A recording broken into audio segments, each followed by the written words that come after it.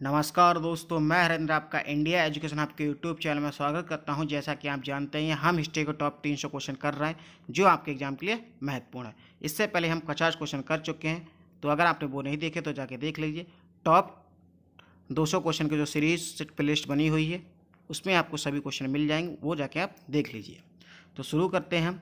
आज का हमारा पहला क्वेश्चन है, कौन से मुगल राजा के दरबार में हिंदू मनसबदार सबसे अधिक थे? बताना है किस मुगल शासक के शासन में सबसे अधिक हिंदू मनसबदार थे। तो इसके ऑप्शन है, option A Akbar, option B Jahangir, option C Shahjahan और ऑप्शन डी औरंगजेब। तो इसका सही आंसर है आपका ऑप्शन डी।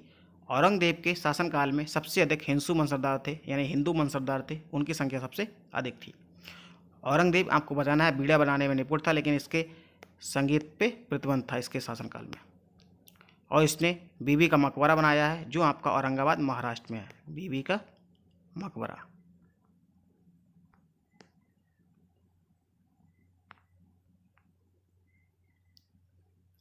शाहजहां, शाहजहां आप जानते ही हैं ताजमहल बनवाया है।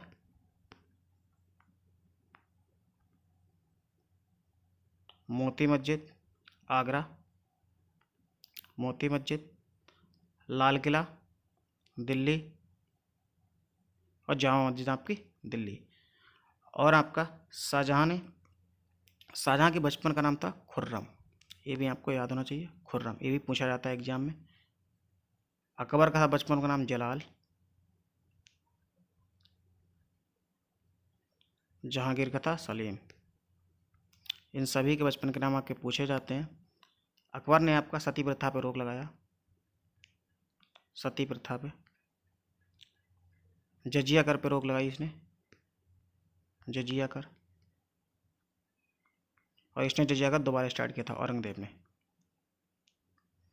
जहांगीर ने आपकी न्याय की जंजीर लगाई आगरा में, न्याय की जंजीर आगरा के किले में।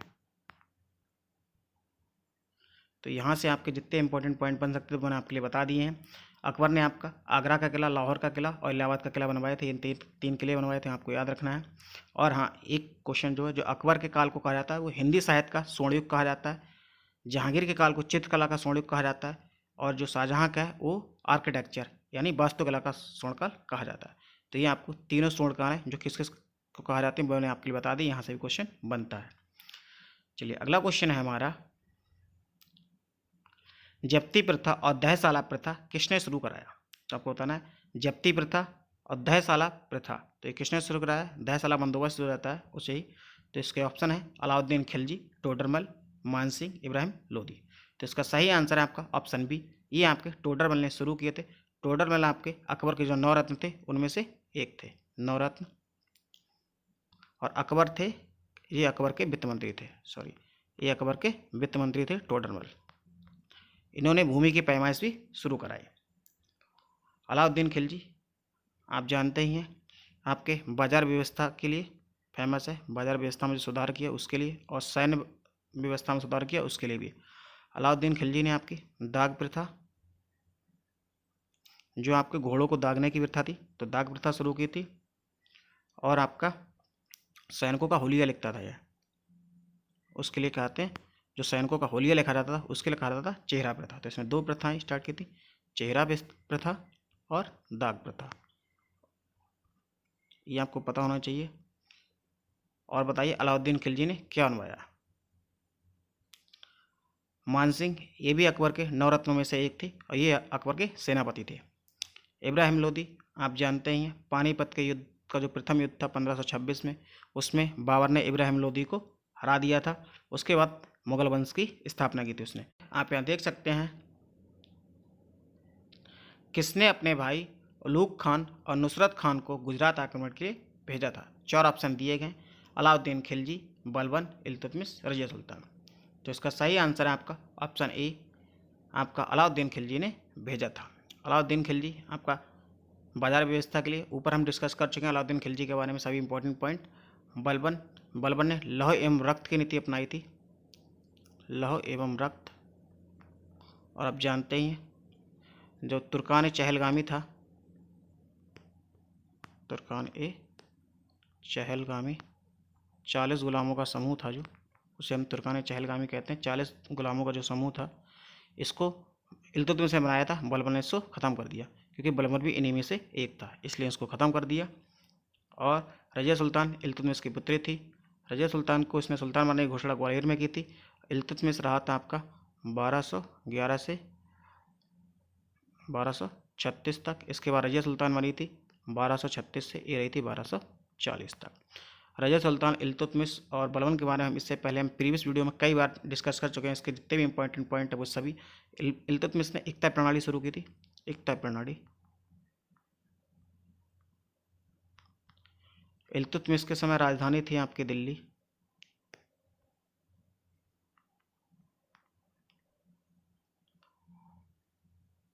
और आपका रज़िया सुल्तान ने बठिंडा का जो शासक था अल्तुनिया, उससे शादी की थी। चलिए अगला क्वेश्चन है हमारा, मीनाक्षी मंदिर का निर्माण किस काल में हुआ था? तो मीनाक्षी मंदिर का निर्माण आपको बताना, 4 ऑप्शन दिए गए हैं, पांडे, चोल, चेर, होयसल। तो मीनाक्षी मंदिर का निर्माण हुआ था आपके पांडे काल में, और पांडे की राजधानी थी मदुरै। पांडे वंश की राजधानी थी मदुरै। आपको बताइए चोल की राजधानी क्या थी? अगला क्वेश्चन है हमारा, चांदी का टका और तांबे का जीतल किसने बनवाया था? ये क्वेश्चन मैंने पढ़ा दिया है। अब देखिए हिस्ट्री में मोस्टली क्वेश्चन है वो रिपीट हो रहे हैं, जो मैंने बताए हैं उन्हीं से पूछे जा रहे हैं, जो पॉइंट मैं बताता हूँ इंपॉर्टेंट उन्हीं से पूछे जा रहे हैं। ये हम डिस्कस कर चुके हैं, चांदी का टका और तांबे का जीतल मैंने बताया था। इससे पहले आपका क्वेश्चन आया था जो 172 ग्राम ग्रेन का जो सिक्का था किसने चलवाया था, उसमें हमने डिस्कस किए थे ये दोनों पॉइंट आपके। तो चांदी का टका और तांबे का जीतल किसने चलवाया था? 4 ऑप्शन है, कुतुबुद्दीन ऐबक, इल्तुतमिश, अलाउद्दीन खिलजी, बलबन। तो इसका सही आंसर है आपका ऑप्शन बी, इल्तुतमिश ने इन सिक्कों को बनवाया था और चालू करवाया था। और ये सभी अरबी के सिक्के थे, अरबी के सिक्के थे, शुद्ध अरबी के। इसको आप याद रख सकते हैं, चार्ट चांदी का था, और ये जो टका था उसे कहते हैं, और इसको हम ताज। अगर आप चाहते अगर कन्फ्यूज होते हो कौन सा तांबे का था कौन सा चांदी का, तो उसके लिए ये तांबे का था और इसे जीतल कहते थे। तो 2 सिक्के चलवाए थे, एक था टका और दूसरा था जीता। टका था आपका चांदी का, और जो तांबे का था वो था आपका जीतल का। यही चांदी वाला ही था 172 ग्राम का। ये क्वेश्चन हमने डिस्कस किया था, उसमें मैंने आपके लिए दोनों बताए थे कि दोनों सिक्के इल्तुतमिश से चलवाए थे और दोनों शुद्ध अरबी के सिक्के थे। तो ये आपके जो इंपॉर्टेंट पॉइंट है वो भी आपको याद रखना होता है, जो मैं साथ में बताता हूँ, क्योंकि उससे क्वेश्चन बनते हैं, इसलिए मैं बताता हूँ। कुतुबुद्दीन ऐबक, इसने आपकी जो कुतुब मीनार है उसकी नींव रखी थी। तैमूर ने भारत पर आक्रमण किसके समय में किया था? जो तैमूर लंग है उसने भारत पर आक्रमण किसके समय में किया था, आपको ये बताना है। 4 ऑप्शन दिए गए, महमूद शाह तुगलक, अलाउद्दीन खिलजी, खिज्र खान, और इनमें से कोई नहीं।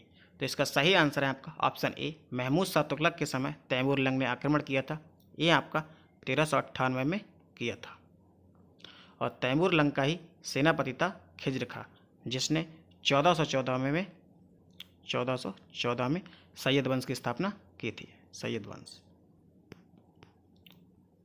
वंश, क्योंकि जब तैमूर लंग इंडिया से गया था तो उसने कुछ राज्य खिज्र खां को दे दिए थे, इसलिए उसने सैयद वंश की स्थापना की थी, तो इसका सेनापति था। और आपका अलाउद्दीन खिलजी से इंपॉर्टेंट पॉइंट हम कई बार डिस्कस कर चुके हैं, अब तक जितनी वीडियो बनी सब में अलाउद्दीन खिलजी से एक क्वेश्चन आया था, सब हम डिस्कस कर चुके हैं कई बार। चलिए अगला क्वेश्चन है हमारा, एकता प्रथा का अंत किसने किया? तो ये भी क्वेश्चन मैंने अभी आपको ऊपर भी डिस्कस किया, इससे पहले मैं डिस्कस करता हूँ, जस्ट कर रहा हूँ। तो एकता प्रणाली है आपकी, इसका आंसर आपका हो जाएगा, पहले ऑप्शन देख लीजिए, अलाउद्दीन खिलजी है, बलबन है, अकबर है, और मोहम्मद बिन तुगलक है। तो एकता प्रणाली का आपका अंत किया है वो आपका किया अलाउद्दीन खिलजी ने। एकता प्रणाली में आपका कुछ भूमि का टुकड़ा दिया जाता है, जो आपको पहले जो वेतन दिया था उसके स्थान पर भूमि का टुकड़ा दे दिया जाता है। इसकी शुरुआत की थी आपकी इल्तुतमिश ने, एकता प्रणाली की शुरुआत की थी इल्तुतमिश ने, और इसको ख़त्म किया अलाउद्दीन खिलजी ने। इसका आंसर आपका ऑप्शन ही ठीक है। अकबर ने मनसबदारी व्यवस्था भी शुरू की थी, मनसबदारी, दीन इलाही धर्म चलाया, आप जानते हैं।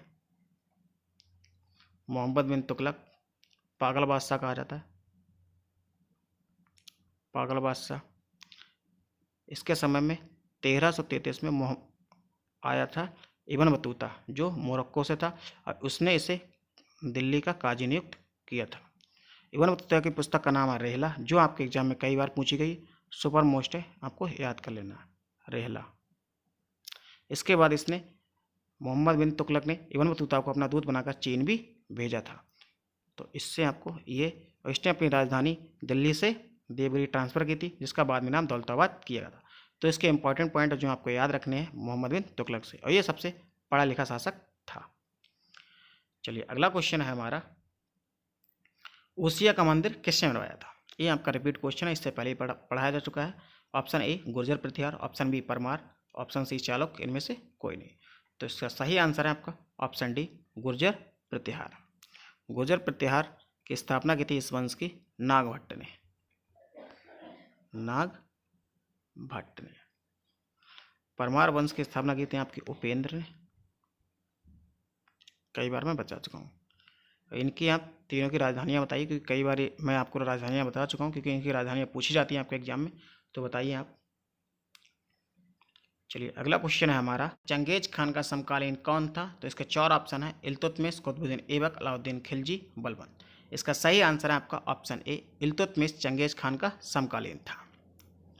चंगेज खान ख्वारिज़्म का जो शासक था जलालुद्दीन मकबरनी, उसका पीछा करते हुए इल्तुतमिश की सीमाओं में आ गया, क्योंकि इल्तुतमिश से मकबरनी ने शरण मांगी थी, परंतु इल्तुतमिश ने जो ख्वारिज़्म का शासक था जलालुद्दीन मकबरनी, उसको शरण देने से मना कर दिया था, क्योंकि उसे चंगेज खान से युद्ध करना पड़ता अगर वो उसे शरण दे देता। तो उसने अपनी दूरदर्शिता दिखाते हुए चंगेज खान से युद्ध ना किया और अपने साम्राज्य को बचा लिया।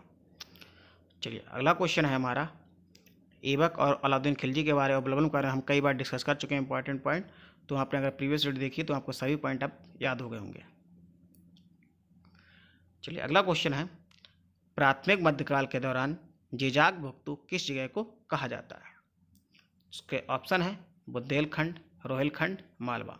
तो इसका सही आंसर है आपका ऑप्शन ए बुंदेलखंड को आपको मध्यकाल के दौरान जो जिजाग भक्ति है उसको कहा जाता है। चलिए अगला क्वेश्चन है हमारा, मुगल काल में न्याय का सर्वोच्च अधिकारी कौन था? 4 ऑप्शन है, काजी अल कुजात, मनसबदार, काजी अल हजात, और आपका ऑप्शन डी इनमें से कोई नहीं। इसका सही आंसर है आपका ऑप्शन ए काजी अल कुजात को मुगल काल में न्याय का सर्वोच्च अधिकारी कहा जाता है। एक है दीवाने कोही, दीवान ए कोही।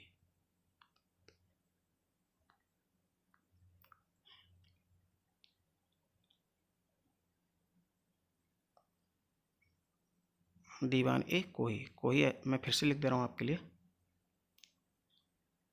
दीवाने कोही।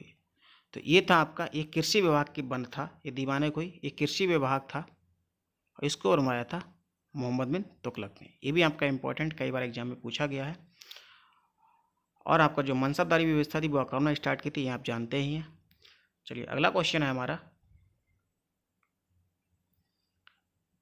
जहांगीर के दरबार में ब्रिटेन के शासक जेम्स प्रथम का कौन सा राजदूत आया था? तो इसका ऑप्शन दिए गए हैं, थॉमस रो, जेम्स ही, थॉमस होवार्ड, इनमें से कोई नहीं। इसका सही आंसर है आपका ऑप्शन ए थॉमस रो जहांगीर के दरबार में आया था, जो आपका ब्रिटेन के शासक जेम्स प्रथम का राजदूत था, और इसने यहाँ पर व्यापार करने की अनुमति प्राप्त कर ली। इसने जहांगीर से व्यापार करने की अनुमति प्राप्त कर ली थी, ये भी आपको याद रखना है, एग्जाम में पूछा सकता है। चलिए अगला क्वेश्चन है हमारा, आप यहाँ देख सकते हैं, मुगल शासक मोहम्मद शाह को किस नाम से जाना जाता है? 4 ऑप्शन दिए गए, साहिब बेखबर, ऑप्शन बी रंगीला, ऑप्शन सी पागल बादशाह, ऑप्शन डी इनमें से कोई नहीं।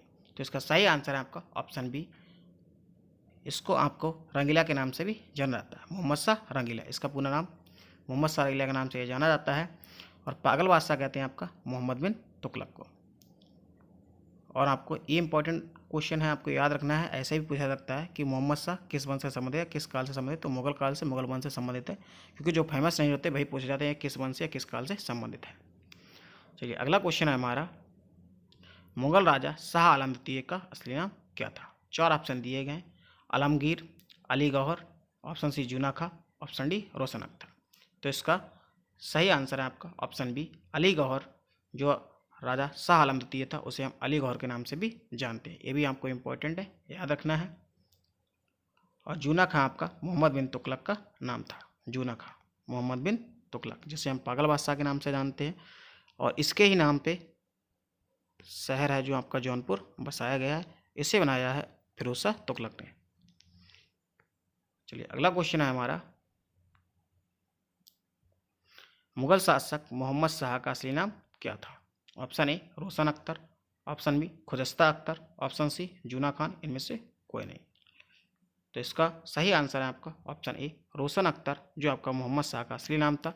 और मोहम्मद शाह रंगीला, रंगीला भी उसे कहते हैं। ये आपका मुगल काल से संबंधित है, ये भी आपको याद रखना है। तो इन शासकों के नाम भी पूछ लेता है। जूना खां आपका मोहम्मद बिन तुगलक का नाम है, मैंने आपको बताया, जिसके नाम पर जौनपुर बसा है। तो आज हम इतना ही रखते हैं। 65 तक हमने क्वेश्चन कर लिए हैं आपके, और आपके बहुत जल्दी ही हम जो आपके मिडबल हिस्ट्री है उसके 100 क्वेश्चन बहुत जल्दी पूरे कर लेंगे। इस तरह से हमारे मिडबल हिस्ट्री के 100 पूरे हो जाएंगे। उसके बाद हम एसेंट हिस्ट्री के 100 करेंगे और मॉडर्न हिस्ट्री के 100।